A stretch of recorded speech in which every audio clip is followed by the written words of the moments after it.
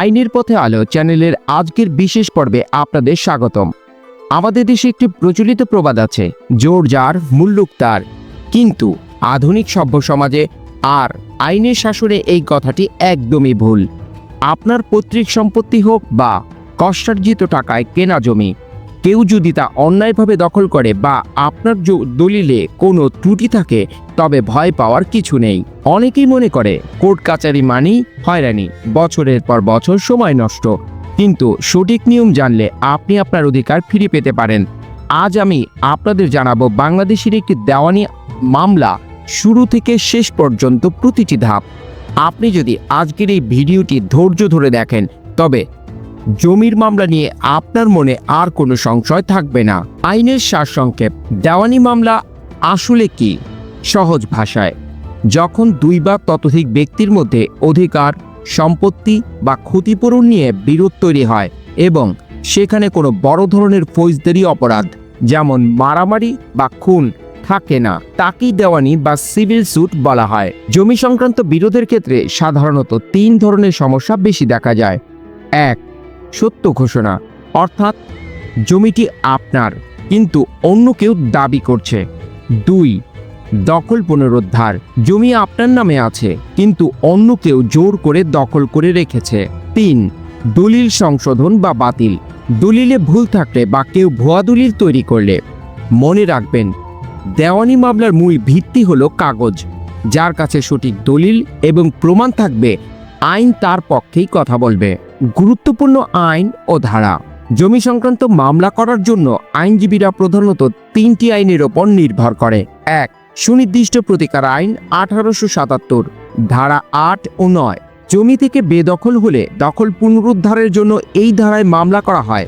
যদি আপনি দলিল ছাড়া কেবল দখলের ভিত্তিতে মামলা করতে চান, তবে ধারা 9 অনুযায়ী বেদখল হওয়ার 6 মাসের মধ্যে মামলা করতে হয়। ধারা 31, দলিলে কোনো ভুল থাকলে তার সংশোধনের মামলা।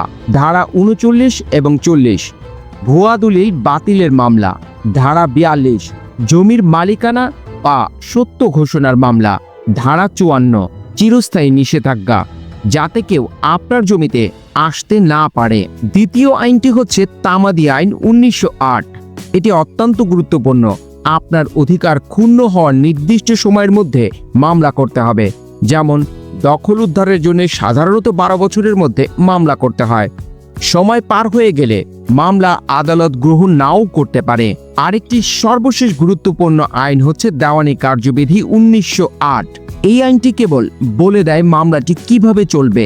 আর্জি দাখিল থেকে শুরু করে সমন জারি এবং রায় কার্যকর সব এই আইনের অধীনে হয়। মামলা করার ধাপে ধাপে গাইড।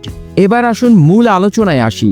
আপনি যখন মামলার সিদ্ধান্ত নেবেন, তখন আপনাকে নিচের ধাপগুলো অনুসরণ করতে হবে।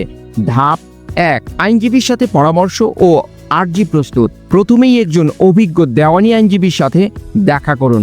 তাকে সত্য কথা খুলে বলুন এবং আপনার কাছে থাকা দলিল, খতিয়ান, ডিসিআর, খাজনা রসিদ দেখান। আইনজীবী আপনার পক্ষ থেকে একটি আর্জি প্রস্তুত করবেন। ধাপ 2, কোর্ট ফি জমা দেওয়া। মামলার ধরন অনুযায়ী সরকারকে একটি ফি দিতে হয়। এটি সাধারণত সম্পত্তির মূল্যের উপর নির্ভর করে, যাকে আমরা অ্যাড ভ্যালোরাম কোর্ট ফি বলে থাকি। ধাপ 3, আর্জি দাখিল ও সমন জারি। সঠিক আদালতে মামলাটি দাখিল করার পর আদালত প্রতিপক্ষকে নোটিশ বা সমন পাঠাবেন। তাদের নির্দিষ্ট সময়ের মধ্যে আদালতে এসে জবাব দিতে বলা হবে। ধাপ 4, লিখিত জবাব। বিবাদী পক্ষ যাদের বিরুদ্ধে মামলা করেছেন আদালতে এসে তাদের যুক্তি ও পাল্টা দাবি পেশ করবেন। ধাপ 5, ইস্যু গঠন ও শুনানি। আদালত দেখবেন দুই পক্ষের মধ্যে বিরোধের মূল জায়গাগুলো কি কি। এরপর শুরু হবে সাক্ষ্য গ্রহণ। এখানে আপনাকে এবং আপনার সাক্ষীদের মৌখিক ও দালিলিক প্রমাণ উপস্থাপন করতে হবে। ধাপ 5, উভয় পক্ষের আইনজীবীদের মধ্যে আইনি পয়েন্টগুলো আদালতের সামনে তুলে ধরবেন। ধাপ 7, সব বিচার বিশ্লেষণ করে বিচারক মহোদয় চূড়ান্ত রায় দেবেন এবং সেই রায়ের ভিত্তিতে ডিক্রি জারি হবে। বাস্তব মামলার উদাহরণ। বিষয়টি আরও সহজ করার জন্য একটি উদাহরণ দেই। ধরুন রহিম সাহেবের 5% জমি ছিল, যা তিনি পৈতৃক সূত্রে পেয়েছেন।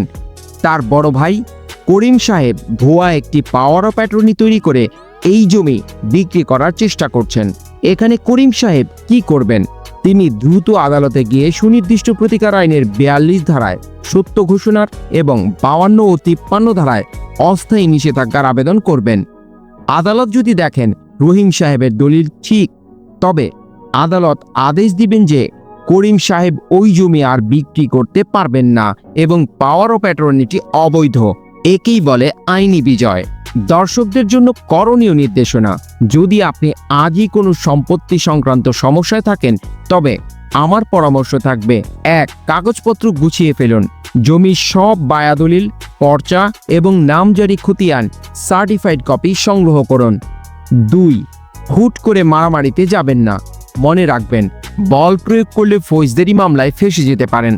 আইনের আশ্রয় নিন। 3. সালিশ চেষ্টা: বড় মামলা করার আগে স্থানীয়ভাবে মীমাংসার চেষ্টা করতে পারেন, তবে লিখিতভাবে কিছু করার আগে আইনজীবীর পরামর্শ নিন। যদি দেখেন প্রতিপক্ষ আপনার জমিতে বা ঘর তুলছে, গাছ কাটছে, তবে দেরি না করে আদালতে অস্থায়ী নিষেধাজ্ঞার আবেদন করতে পারেন। করণীয় আহ্বান: আইন জানলে আপনি নিরাপদ, আইন না জানলে আপনি শোষিত।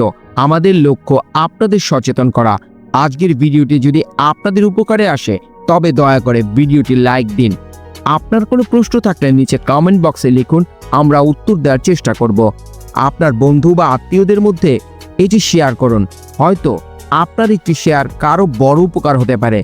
আর আইনের এমন গুরুত্বপূর্ণ তথ্য নিয়মিত পেতে আমাদের চ্যানেলটিকে সাবস্ক্রাইব করুন। আইনের পথে আলো, বেল আইকনটি প্রেস করুন। সবার জয় হোক আইনের মাধ্যমে। ভালো থাকুন, সুস্থ থাকুন।